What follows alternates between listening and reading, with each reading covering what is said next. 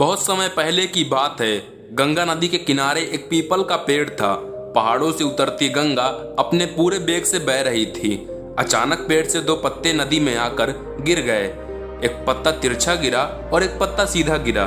जो पत्ता तिरछा गिरा था वो जिद पर अड़ गया और कहने लगा कि आज चाहे जो हो जाए मैं इस नदी को रोक कर ही रहूंगा, चाहे मेरे प्राण ही क्यों न चले जाएं, मैं इसे आगे नहीं बढ़ने दूंगा।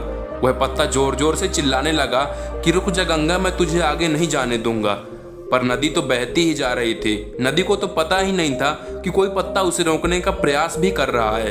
इधर पत्ते की जान पर बन आई थी। वह लगातार संघर्ष कर रहा था। वो पत्ता नहीं जानता था कि बिना लड़े भी वहीं जाना था जहां थक हार कर पहुंचेगा।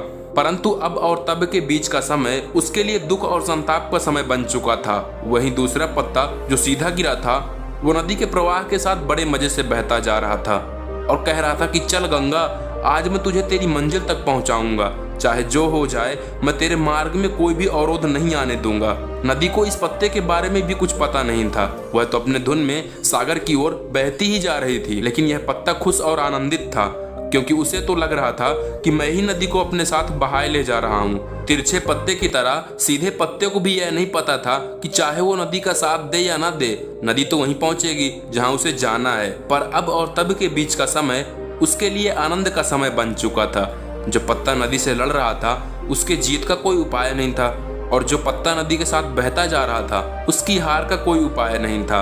अर्थात इस कहानी का मतलब है, जिस दिन हम लड़ना छोड़ देते हैं उस दिन से जीना शुरू कर देते हैं। अब लड़ना छोड़ देने का अर्थ यह नहीं कि आप अपने सपने ना देखें, उनके लिए मेहनत करना बंद कर दें, बल्कि लड़ना छोड़ने का अर्थ है आप उन चीजों को बदलने की कोशिश ना करें जो आपके हाथ में है ही नहीं। अर्थात दूसरों को बदलने में अपना जीवन बर्बाद ना करें बल्कि खुद को बदलें।